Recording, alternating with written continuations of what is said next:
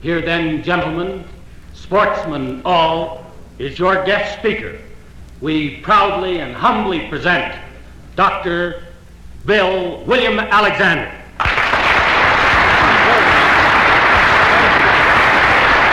you so much. Thank you. Thank you a lot. Thank you very much. And I've been introduced 18 times in the last 8 days, but Allah, Henry, Allah. By the way, did you know they had at last discovered how you can tell when a Texan is lying? You look at the ears, see if they're twitching. You look at the nose, see if it's quivering. Then you look at the lips, and if they're moving, he's lying.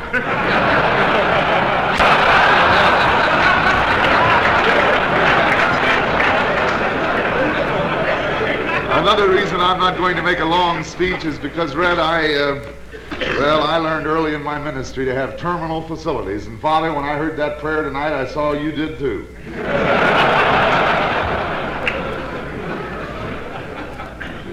I was in the University of Tulsa at the time. I went down to my church, and I expected a full house, and there was one man in the audience sitting right out about where you are, my friend, and he just sat there. No one else came in. I didn't want to waste my one sermon on one man. I only had one.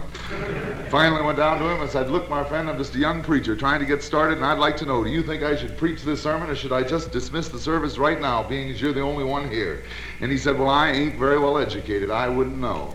I'm just a cowhand. All I know is cows. Of course, he said, I do know that if I were taking a load of hay down to the pasture to feed the cattle and only one cow came up, I'd feed it. So I went ahead and preached. Took me about an hour and a half, and I gave it everything I had, and I kept looking at this guy, wanting a little inspiration. He just sat there, no facial expression whatsoever, sort of like you. He just sat there. Finally, I finished and went down to him and said, look, my friend, I'm just a young preacher trying to get started, and I'd like to know was the sermon all right? And he said, well, I ain't very well educated. I wouldn't know. I'm just a cowhand. All I know is cows. Of course, he said, I do know that if I were taking a load of hay down to the pasture to feed the cattle and only one cow came up, I'd be damned if I'd give it the whole load. So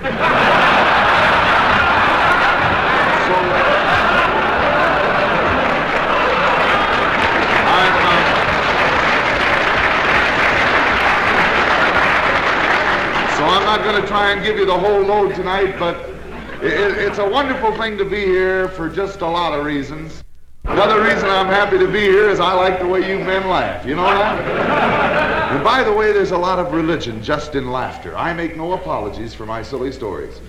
I'm very serious about this. I think one of the greatest crimes ever perpetrated upon humanity in the name of Christianity, and I think the good Father will agree, is the idea that you have to look like you're advertising a coffin factory somewhere or use your lower lip for a lap robe in order to be a Christian.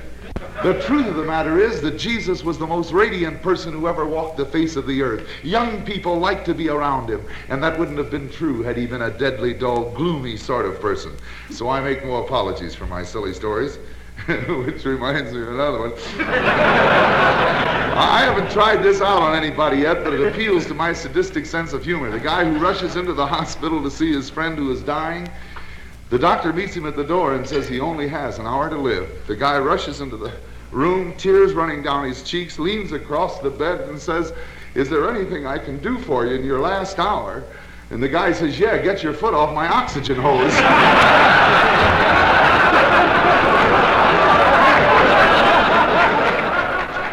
But I didn't stay up 2 nights, gentlemen, to tell you silly stories, although, as I said, I make no apologies for them.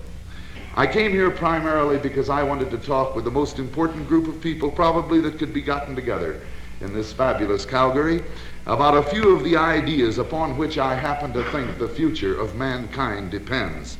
I might as well make it clear at the start that I'll probably say some things here tonight that will not be popular. I'm not here primarily to be popular. I'm here because I believe in something. And all that I ask is that you give me the benefit of the doubt as far as sincerity is concerned. I don't think it's necessary to say to this intelligent a group that we're living in the most perilous, dangerous age of mankind's history. You know that. You've heard it often enough. We've developed an atomic, a bacteriological, a biological, a hydrogen warfare that can blast us off the face of the earth. That's never been true before in history. It's only within the last few years that we've learned at last how we can all die together. We have not yet learned how we can all live together. May this not be the sequel that we are all cremated equal, and for the first time that's possible. Last summer I had the privilege of being the guest of the Secretary of the Navy of the United States on taking a cruise on the Bonhomme Richard, one of our larger aircraft carriers. It happens that all the planes on that ship were equipped with nuclear weapons. But even then I was amazed when our skipper, Captain Brush, they called him Fuller, of course, told me there was, now get this, more destructive power on that one ship than in all the destructive power of mankind from Genghis Khan through World War II. I mean, it's a frightening thing. If I had nothing to believe but what I read on the front page of my paper this morning, I'd wish that I didn't have 4 children to grow up in a world like this. I said to my older boy, Ralph, who, by the way, is preparing for the ministry at TCU. My other son is now at the University of Oklahoma preparing for the ministry. I said to Ralph a few years ago, have you decided what you're going to do, what you're going to be? He said, well, you guys have taken care of that, haven't you? I said, what do you mean? He said, well, Dad, tell me the truth. Doesn't it look like cannon fodder all over again? And I had no answer for him. And some of you say, well, surely you didn't stay up all night getting here and going home to tell us a discouraging story like that. And the answer is, no, men, I do not come with a discouraging message, and there's only one reason. If you've missed everything else I've said, get this. I am not discouraged because there is one thing, thank God, that's more powerful than anything that has been discovered, is being discovered, or will be discovered in the laboratory of modern science. And what is that? You know, I've seen examples of it here tonight. It's that something within the heart and mind of an individual or a group, which when tied to an eternal truth results in a whole situation being lifted to a new level. It may be a 15-year-old boy down on a New Orleans dock seeing slavery for the first time. He turns to his dad and said, when I hit that thing, I'll hit it hard. And 50 years later, he sat in the White House signing the Emancipation Proclamation. Some of you say, well, become more specific. I want to be part of the answer instead of part of the problem. What can I do? I'm going to ask you 4 questions and sit down. And if you can answer these 4 questions in the affirmative, I guarantee that you'll leave here a richer person than when you came. Not because I asked them, but because they're fundamental in this business of adequate living in a day like this. Gentlemen, first of all, do you have a wholesome, positive attitude toward life? I never had a greater thrill of a speech than one time I was giving the commencement address in a Midwestern university. Afterwards, I was sitting there while they gave out diplomas. I think I've watched more diplomas given out than any man in America.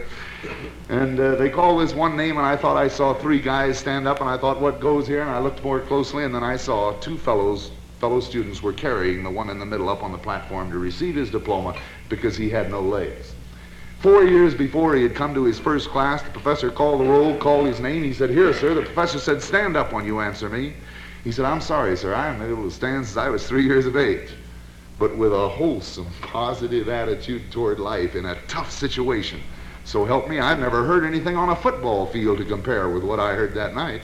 And I'm from Oklahoma, Sam. I saw 8,000 people when he was introduced, led by his fellow students, and when he was presented that diploma, they stood to their feet, they clapped, they cheered, they yelled, they stomped for 13 minutes by the watch, paying tribute to a guy who, in a tough situation, kept a wholesome, positive attitude toward life. That's the secret of this organization.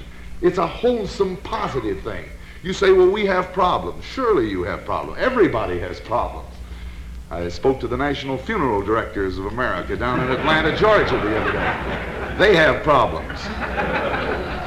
One of their biggest problems is how to look sad at a $10,000 funeral.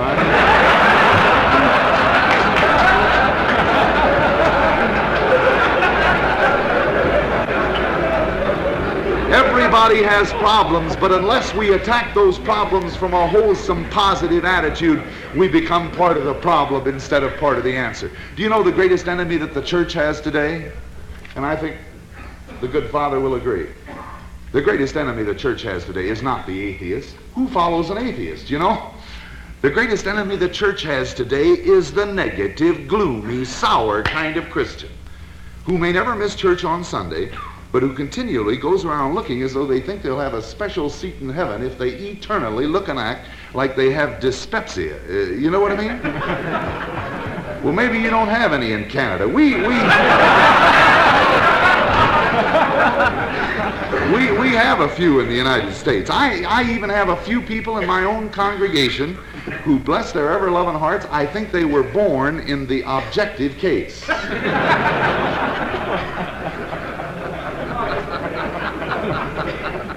They always look like they've swallowed the box and thrown the aspirins away.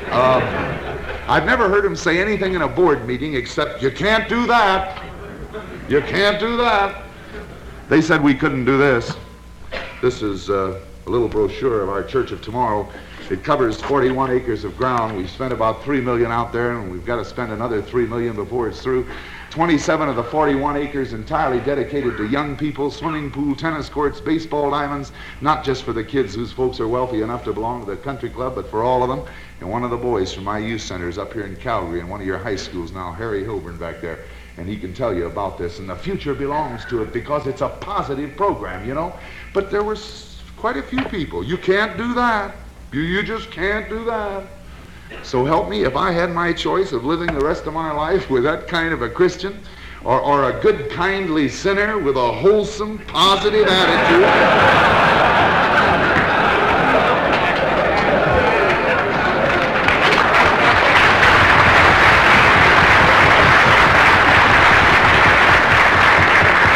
So help me, I'd take the good, kindly sinner. In fact, I did. I want you to meet Mrs. Alexander sometime. Do you have a wholesome, positive attitude toward life? Gentlemen, do you have a self fit to live with? I know what some of you are saying to yourselves. You're saying, yeah, he's a preacher. Now we're going to have a spiritual message. Well, you can forget I'm a preacher for about 2 minutes and just let me ask you, do you have a self fit to live with, fit for yourself to know? So many people today trying to escape from life through drinks and drugs and detective stories and one thing and another. They're not bad people. They're just preoccupied with lesser things, you know? They're majoring on the minors. They're giving first-rate attention to second-rate things. They're not bad people. They just don't have selves fit to live with, so they have to use some escape route, like liquor, for instance. Do you have a self fit to live with, fit for yourself to know? My third question is this: do you have a world fit to live in? I hear a chorus of no's, and I can't blame you. Let's be honest about it. Do we here in Canada, in the United States, do we have a world fit to live in, even religiously, you know? Where right in America alone, we have 256 different denominations of Christians, and what are we arguing over? It wouldn't be so bad if we were divided over the great issues that, for instance, the fatherhood of God, the brotherhood of man, the infinite worth of human personality. But we're not. No, we're divided over little theological questions of which Jesus never even heard. If he were to come back to some of our church conventions and hear us discussing forms of baptism, the apostolic laying on of hands, which one of the 88 different theories of the atonement is correct, and there are 88, so help me, he would not know what we were talking about. And yet those are the things that are pulling us apart. By the way, speaking of baptism, did you know it's been so dry in Oklahoma, Sam, that the Baptists have been sprinkling? Did you know that?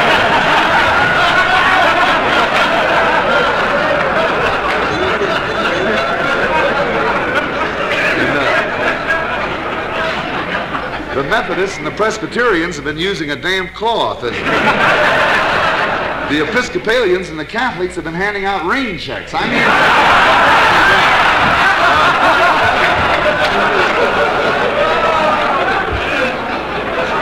seriously, some of you may not like this, but I'm going to say it. You know what unity means to me? Unity means to me that I'm going to put my right arm around my Catholic father friend and my left arm around my Jewish rabbi friend, and I'm going to say, you love my God and I love you. Don't let anyone make you small, legalistic, bigoted, dogmatic, self-righteous, pharisaical, holier than thou, to where you refuse to give the benefit of the doubt to the other person who is just as sincere in his belief as you are in yours, or we won't have a world fit to live in religiously, you know. And by the way, I don't want to be misquoted. I love the church. I was offered $100,000 a year the other day for a good many years, and I didn't even consider it. You know why not? Because, gentlemen, I don't think there's any other institution in the world that can mobilize the spiritual power necessary to build the foundation upon which the world of tomorrow must stand, if it's going to stand, than the church. And I speak of the church universal. And I beg you guys, don't stand across the street and point a finger and say the church isn't getting the job done. Bless your ever-loving heart, get in there and pitch and help make it what it should be, you know. The best brains in our world today are in the field of business.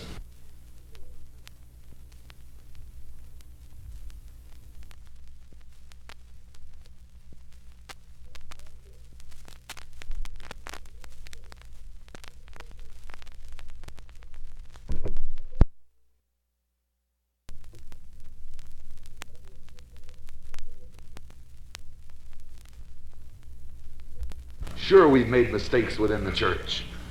I think one of our biggest mistakes is the fact that for too long we've been inclined to say to young people, don't do this, don't do that, don't do the other thing, without giving them a blessed positive thing to do like you guys are doing. Then we wondered why the honky-tonks were doing such a thriving business up and down our land, you know. Next to our old church in Oklahoma City, we had a youth center with the best bowling alleys in town, pool tables, ping pong tables. Upstairs, a beautiful lounge where the young people danced. Of course, some of my more conservative brethren called it Alexander's Pool Hall, but I never saw one unwholesome thing take place in that youth center in 15 years. Not one. I'm so sick and tired of hearing people say, our young people are just going to hell. You know, if they are, we've posted the way pretty well for them, don't you think? But I've spoken to more young people than anyone in America in the last 15 years, high school, college, and military. And by the way, I was just selected by the United States Air Force to speak to every United States Air Force base in the Far East and Europe. I'll do that as soon as we get this church paid for. I started to say I was so sick and tired of hearing people say our young people are going to. I've spoken to more of them than I guess anyone on the North American continent. And let me tell you this.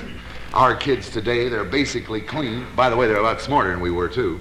They're basically clean, they're basically moral, they're basically honest, and more than anything else, we need to believe in them and let them know that we believe in them. And we're not going to do that by standing off at a safe distance saying, naughty, naughty, don't do this, don't do that. That's why I believe in this program with the Booster Club. It's a positive program. The dirtiest, filthiest piece of literature I ever read in my life was written by a minister in Shawnee, Oklahoma, against dancing. No fool, I've been around. It was rugged. The average young person isn't even capable of getting their mind as low as that guy's was who wrote that article. I mean, he shouldn't dance. This man really shouldn't. That's the truth.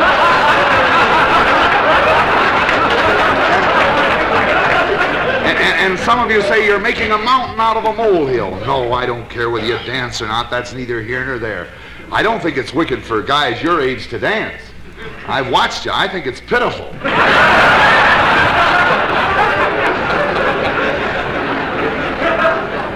But gentlemen, when will we learn that the question is not, are young people going to dance? Willy-nilly, whether you want it or I want it or not, 96.5% of them are. The only question is, where are they going to dance? Some filthy honky-tonk with the worst associations in the world, or in our youth centers and gymnasiums and barn dances and homes with the best associations in the world? That's the only question. Do you have a world fit to live in religiously? We can have, but we need guys like you. I don't care what name's on the outside of the church. Get in there somewhere and pitch. Do you have a world fit to live in politically? My aching back. Mayor, did you know that I ran for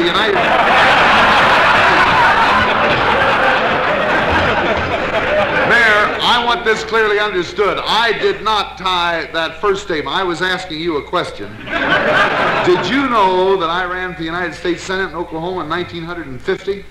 Did you know that I got enough votes to win any off-year election in the history of Oklahoma? Except that one? I think the mayor will agree with me in this statement. We'll never have a world fit to live in politically as long as people like you, who represent the best we have, are willing to sit off at a safe distance and smugly say, oh, politics is dirty, I wouldn't touch it. Sure, some politics is dirty, but brother, it'll never get any better until some guys like you, who do have a sense of integrity, are willing to get down on your hands and knees with a scrub brush and a scrub pail and help to clean up the filthy mess in the Republican and Democratic parties, the conservative and the liberal parties. And we'll never make it any better until you care enough. Because your country, as well as ours, was made great in the first place by people who cared. And when you sang Old Canada tonight, it did something to me down here, too, you know. I don't want you to think I'm bitter about my Senate race. I'm not at all. I had a lot of fun. Mayor, one guy came up to me, he said, I wouldn't vote for you if you were St. Peter. And I said, brother, if I were St. Peter, I wouldn't need your vote because you wouldn't be in my district. That's the truth. I must close. Gee, you've been a wonderful audience. If I've talked too long, it's your own fault.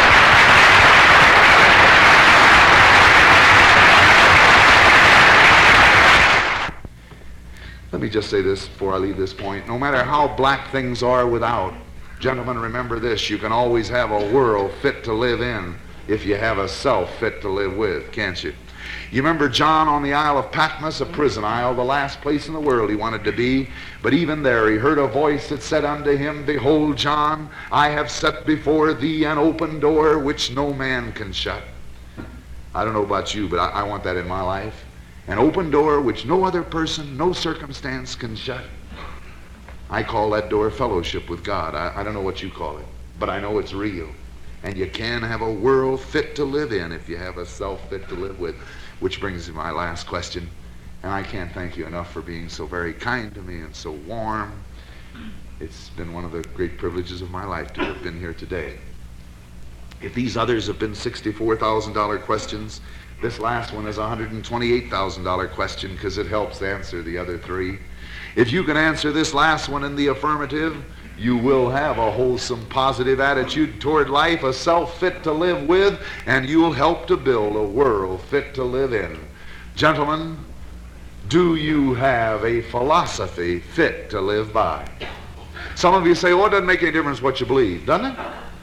Mister, you tell me what you believe, not what you give lip service to, what you really believe. I'll tell you what you are.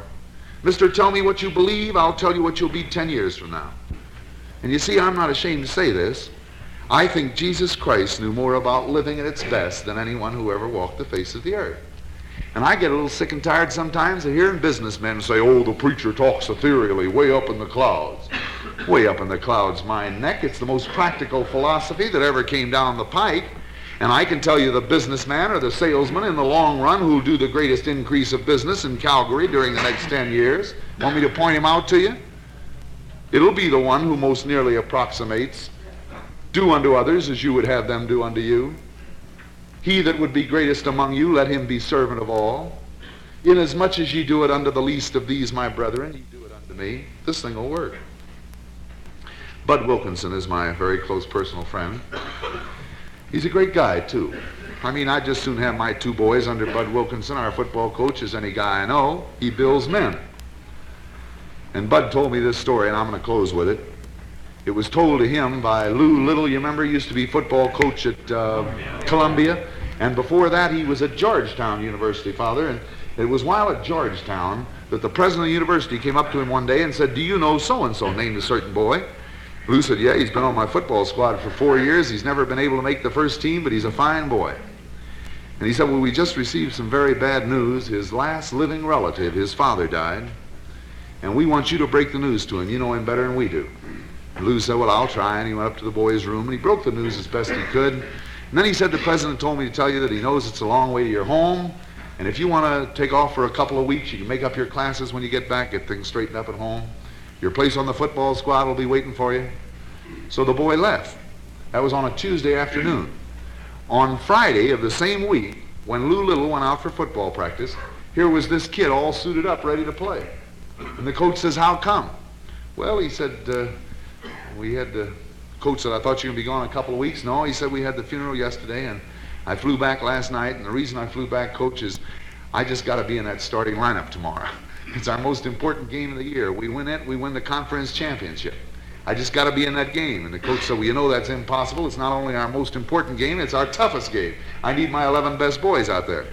No, he said, you put me in that starting lineup, coach, and you won't regret it. And the coach said, well, I'll think about it. And the next day he made up his mind what he'd do.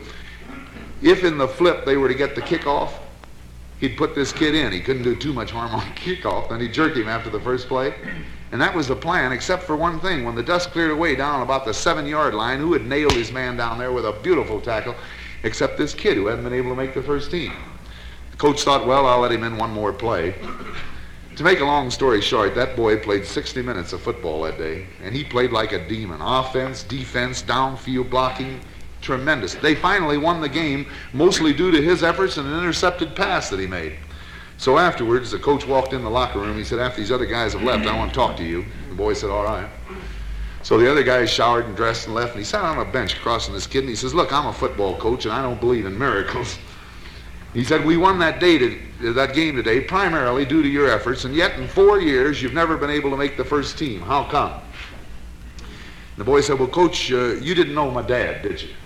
No, he said, I saw you walking arm in arm across the campus several times, but I'd never met him. And he said, well, you see, Coach, for many years my dad was totally blind. And today was the first game he ever saw me play. Now, gentlemen, I'm not trying to be sentimental, but you know the real reason I'm here, and I'm knocking myself out across the country.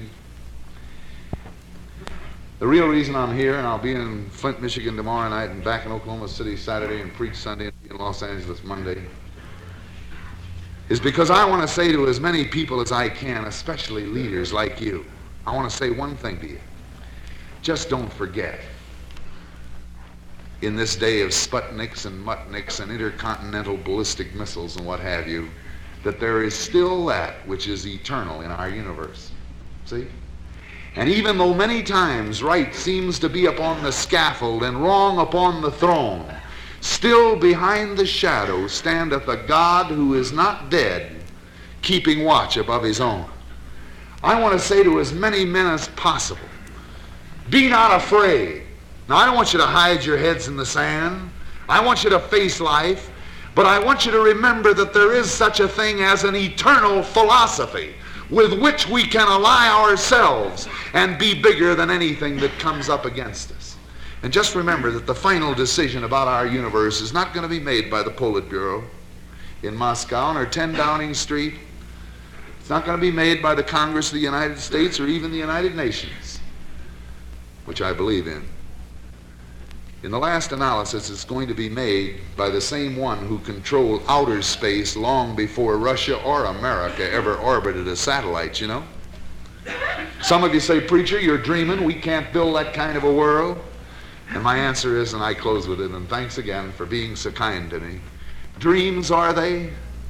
Oh, but gentlemen, don't you realize that they are God's dreams? These things I've been talking about.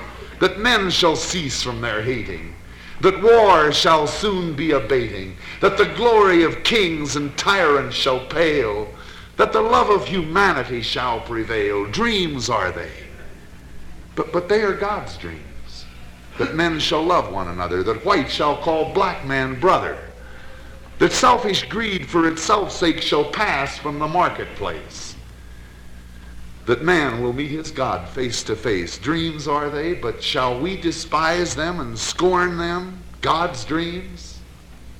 This is my last statement. I believe in the future. I'd rather be alive in the next 20 years than any 20 years of mankind's history, even when Jesus walked the earth. You'll see civilization itself made or broken. And I believe in the future. I don't think it means the doom and destruction of mankind. You know what I think? I think it means the dawn of a new day where free men will walk free earth and breathe free air, where your children and grandchildren and mine will have a better chance for the good things of life than even we have had. And you know why I believe that? Just one reason. Because of guys like you. I guess I've spoken to as many of you as anyone in the country. You have your faults? Sure. I have more than my share, I know that. But I think I know you. I know you pretty well. And I believe in the future because of you, because I think you're the kind of guys who will begin where you are. In organizations like this, I think you'll help to make God's dreams come true. God bless you.